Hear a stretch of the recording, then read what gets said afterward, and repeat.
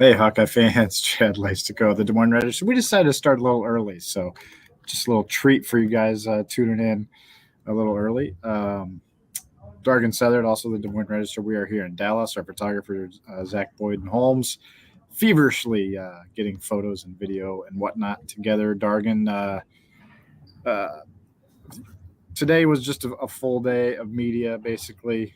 The day before the game, I mean, there was open practices for the fans. I mean, to me, this is just completely different than what we experienced in Seattle, and the same is true for the players. Oh my goodness. I mean, I'm sure there's a lot of people out there that would love to be Caitlin Clark, but I would not want to be Caitlin Clark today because she had, cameras in her face for 30 straight minutes. She had, two press conferences to get through for winning the AP Player of the Year and just the standard press conference. So yeah, it was a bit hectic today. I mean, the locker rooms were a little smaller than they were in Seattle, and the media contingencies probably double or triple. So yeah, it was a little overwhelming, but it's been a good day to kind of set the scene for tomorrow. A lot of storylines, obviously, in play here. So I'm sure we'll dive into all of them over the next 30 minutes here or so.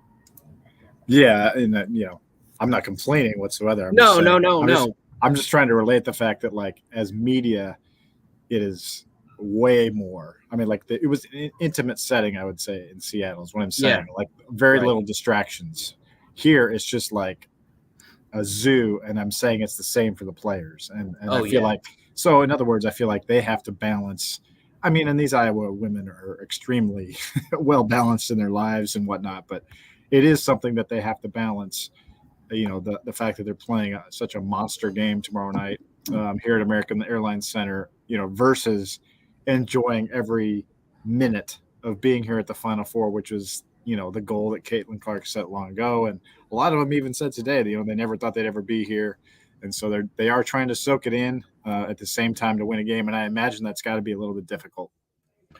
yeah. That's one of the topics that I was really kind of diving into today because, if you look at tomorrow, I think we can both agree that, and everybody, no matter what happens, this season has already been cemented. In the history of Iowa women's basketball is, maybe the best or certainly one of the best seasons. So, and again, there's festivities that start pretty much the second they step off the plane, and so while you can kind of look at Iowa and say, they're just happy to be here.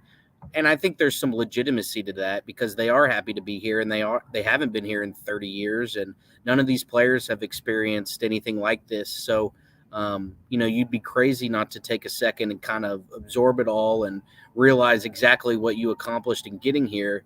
But at the same time, this team is technically 2 wins away from a national title and 1 win away from playing for a national title. And, even though it's going to be a tall task and, Iowa's going to need to put its best product on the floor, they feel like they can do it. They respect South Carolina. There's obviously no animosity there. Same for South Carolina and Caitlin Clark. But Iowa feels like, it has nothing to lose in this game, and it really doesn't. If they lose by 30 tomorrow, that's what most people probably expected. If they keep it close, then that's an admirable effort.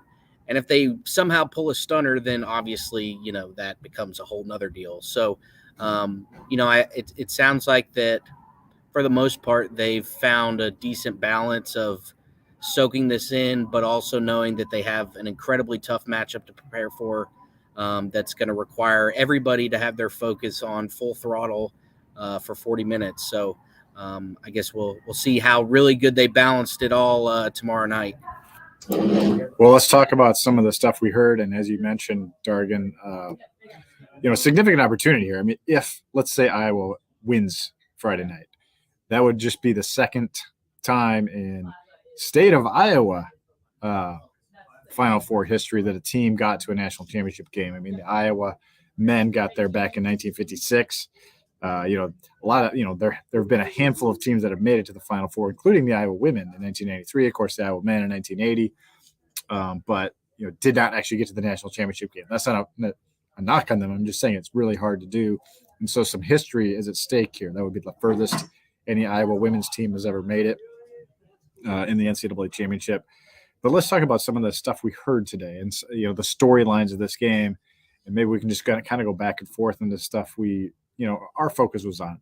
My focus, one of the things that I was focusing on was rebounding, because South Carolina owns a 20.3 per game rebounding advantage. And you and I were both courtside watching Colorado get 21 offensive rebounds. That was Colorado against the Hawkeyes a week ago tomorrow. And so, you just have to wonder, Dargan, how does Iowa even begin to compete with the front line of Aaliyah Boston, who's 6'5"? They have another player who's 6'7". Let me get her name for you guys in a second here, and they have 6'1" guards. I mean, they have size everywhere. And I asked them, like, obviously they're big, but why are you guys such a good rebounding team to South Carolina? And it's just like, we just attack the boards. And if you look at their stats, that's like their game. I mean, they only shoot 31% from three. That's not great at all. But they just go get the rebound and put it in. I mean, that's a pretty good offensive strategy, when you can do that. So what's her name? Camila Cardozo, 6'7" junior. So that's somebody to watch. Number 10, Aaliyah Boston's number 4. I will let you know what I heard here in a second, but how does Iowa keep them at bay on the boards? Well, I guess the best plan of attack would be to not miss, because then there's no need to go after the rebound. But obviously, they're going to miss some. I think it's just kind of not getting frustrated. I think the mental side of this game is going to be very important, and that's kind of what McKenna Warnock said today. She was saying that when you get to this stage in the season, it's not some, you've run all your stuff, you've practiced it and all that. It's more of getting yourself, mentally prepared for the challenge. And I think that's going to be really important throughout the entire game, because, as you said, it's going to be, South Carolina is going to do, to a certain extent, what South Carolina wants to do. And that's crash the glass, extend possessions and stuff like that. And so, if Iowa can keep its focus and not let the game get away from them, because it could so easily, you see that stretch where, it looks like and this kind of happened when they played Maryland. It was close early. Maryland was even up by, I think, 6 in the first quarter. And then all of a sudden, just like that, South Carolina had the game in hand. So, I think Iowa, it's obviously not something that they do particularly well necessarily, rebounding and kind of, playing that way. But they're going to have to, I think, the whole group of power forwards that they have, interior players, whether it's Hannah Stolke, Monica Sonano, obviously, but, I think we'll see some Addison O'Grady in this game, just because she's one of the bigger options that Iowa has to throw out there. So again, it's going to be a battle all the way through.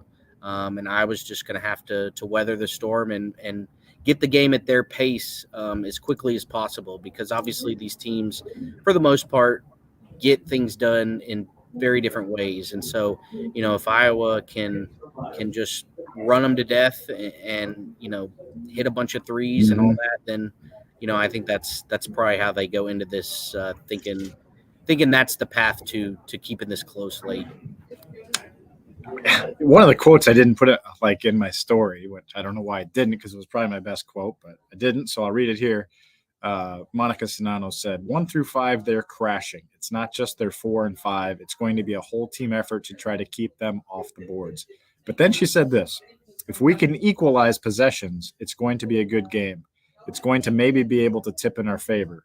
We're super confident in what we can do. Okay, so let's look at that quote a little closer. I feel like you're getting into a little bit of the Iowa game plan here. Is just, you probably won't have the exactly equal number of shots, but if you can, I think one of the reasons South Carolina is really good on the boards is because it forces a lot of misses, right? So if Iowa can be really efficient on offense and take good shots and make their threes and not give, and then on the flip side is just don't give South Carolina like 3 and 4 chances. I mean, they're going to get some offensive boards. There's no way around that. I mean, I looked at their stats. They get almost half of offensive rebounds. It's just crazy. They have almost as many offensive boards as their opponents have defensive boards. So that's the kind of challenge you're up against. But so it's kind of interesting. So just something to keep an eye on during Friday night's game, 8:30 p.m. ESPN, by the way. But I like your plan. I think Stolke to me is the biggest wild card of all, because can she? Hey, Caitlin Clark just won another award, the Wade Trophy. So, I mean, she won another award. She's winning a lot of things these days. Yeah. So Stolke to me has got to just be good. You got to have a good day from Hannah Stolke.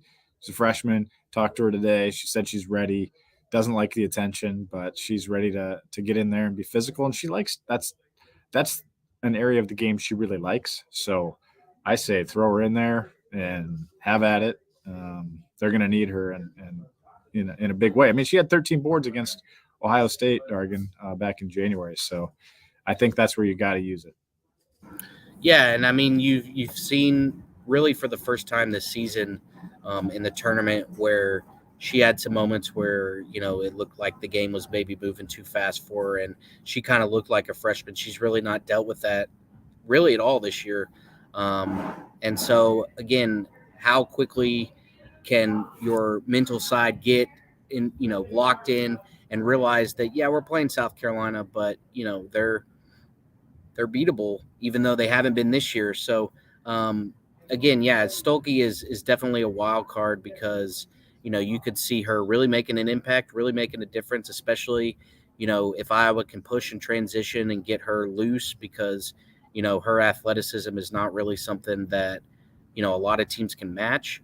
But again, if she gets, some early fouls or, is getting dominated, Lisa Bluter's shown that she's not afraid to get her out of there. And, she didn't really hardly play at all in that Colorado game. So, again, it's going to be a multi-pronged effort needed to keep Iowa in this game. Well, certainly we actually haven't talked that much about Caitlin Clark, believe it or not. It was kind of interesting to hear South Carolina. I guess what was your read on how South Carolina responded to questions about Caitlin? Obviously, there were a ton of them, and a ton of cameras around. All the South Carolina players in the locker room and also on stage. What was your read before I get into mine? Yeah, I mean they're media veterans, South Carolina. They've this is their second season, being at the top. And so, they had their answers ready. She's a good player, she's a good shooter, she's this and that. I think if you had to sift through things a little bit to find any sort of maybe slight or something like that. And it wasn't even really that much. It was more just, we see her on social media and we know that that's really only a snippet of things. And it's, the best, it's highlights. So, but I do think that they truly do respect the talent of Caitlin. And you saw that throughout the various things. You saw that yesterday at the Naismith, which was a big Iowa, South Carolina overlap there. You saw it throughout the press conferences today. I definitely think that there's not, it's not that they think that they can't shut down Caitlin, but they also know that she is probably, if Iowa is going to win this game or stay, within striking distance, it's probably going to be Caitlin going off in some, form or fact, whether it looks like Louisville, whether it looks like, the Michigan game 2 years or last year where, she had 25 in the fourth quarter and almost brought Iowa back. I think they know that Caitlin has the potential to take over this game. And, I think they respect that, but I also know that they are, ready for the challenge. We talked to Bria Beal today, who was ironically from the Quad Cities, which I feel like is a kind of interesting caveat to all this. But she was a Naismith Defensive Player of the Year finalist, lost the award to her teammate, Aaliyah Boston.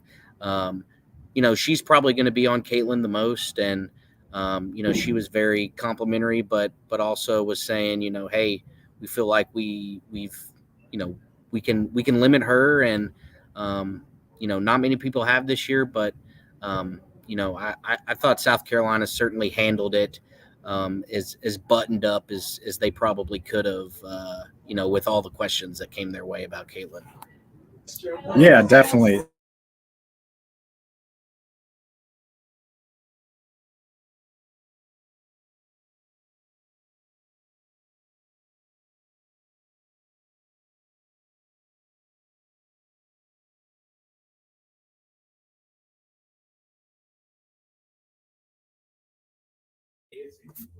We good? Okay. Um, sorry about that. Yeah, I mean, she talked about against Louisville how she felt the calmest in her life. I wanted to get a chance to ask her today, how do you kind of replicate that, especially in this environment? Can you find that same zone you had the other night? Because if she can, I mean, that was the best performance arguably we've ever seen from her. Although I think was it Monica or Gabby that said, I think that Michigan game last year where she was hitting from like half court. Yeah, Monica. I mean, that was like the insane like one person show type thing. But again, you have to remember going back, like Iowa was so shorthanded back then, and she's more learned to trust her teammates. So I'm just fascinated to see, is it going to be like a 20 points and 15 assists type of game? I'm not saying that's the line, or is it going to be more of like a 45 points and 6 assists, and she's just trying to, will this team to a victory scoring wise. I have a sense from South Carolina's players that they're not going to do anything too special. They're pretty confident in defending her one on one. Yeah, I think South Carolina, as much as they do respect Caitlin, they have confidence in their own defense and their own game plan. And obviously, that's what they hang their hat on. So, if you're undefeated and at the top and you've gotten there through defense and kind of hard-nosed play, then, it makes sense that you feel like you don't need to alter that or make a special game plan for somebody like Caitlin. But, it's interesting of those two options. I personally kind of lean toward the 40.6 assist as, what might happen. Now, the first option is probably more what they need to win. But I can see her, she's going to be shooting all night long, not that Caitlin ever needs to be told not to shoot. She has the ultimate green light, but, I think she embraces the challenge of going against the team at the top. And, this is a pretty incredible stage to kind of cement, all the hype that she's gotten this year. And so, I could easily see, her going for, 40 plus. But whether or not it makes a difference, I think remains to be seen. Yeah. I think that the other thing we need to talk about is the other role players. Ken McKenna Warnock. I mean, she had 17 points in the Louisville game. I feel like she's kind of a little bit of a wild card here because she's a post that can shoot the three. Can she get open looks? Can she be hot from three? I think, that's the type of player you need to have out there because she can rebound and she can shoot. And so, I think as many of those types of players as you can get out there, the better. And then, Gabby Marshall, we talked about her a lot in this postseason, Dargan. I mean, 50% from three this postseason, 23 of 46. That's she's been on a tear, and she's playing with a lot of confidence right now. And that's kind of where the vibe I got in the Hawkeye locker room was like, we're all kind of talking about can they keep it close, but they're talking about winning, and they feel, as Caitlin said, we're playing really, really good basketball right now, and I don't know. I mean, Iowa's beaten the number 2 team in the country twice this year, right? Ohio State at the time, Indiana. I mean, it's kind of funny to think about them as being such a big underdog when they've been so dominant for basically the last month. Yeah, and it's Caitlin mentioned this too. It's really the first time I feel like, other than maybe a game here or there, that they've been this firmly in the underdog role since probably the COVID season when, they kind of that was Clark's freshman year. They kind of started the season, we'll see what happens. Ran into some bumps in the Big Ten, but then got the 6th seed in the tournament and took that all the way to the Sweet 16. So in a way, it's kind of like a full circle deal for this group, and that they started as underdogs, got all the way to the top or close to the top, and now they're underdogs again. And so it was interesting to, not that you expected to hear anything different, but I believe there's some genuine substance behind it that, a lot of the players, they feel more comfortable in that role because, they're Iowa having a target on its back is kind of a new thing, at least this big. And so, this is, a lot of the situations that this group has been in, at least to start, was, in that underdog role, trying to get people's respect. And so, I don't think that that's an unfamiliar place. I think it's a comfortable place for Iowa. Whether or not it makes a difference on the court is, up for debate. But I think at least, their mentality going in seems to be in the right spot when, it could be all over the place as we discussed, given all the distractions down here. Yeah, I really haven't. I guess I haven't put it in my mind, Dargan, the possibility of us being back here Saturday for media availability ahead of the national championship. I've been so focused on this game. But I do think it's possible, and I think there's going to be a lot of Iowa fans here. I think there's going to be a lot of South Carolina fans here. I think it's going to be a great environment for sure. What else is on your list? Anything else you heard today? Any other topics you feel like we're missing before we close out?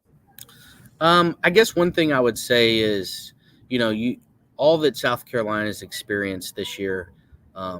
One thing they really haven't dealt with a ton is that tense late game energy. They had a couple games that went to overtime, but those were regular season games, and that one was really early in the year, one was kind of in the middle of conference play.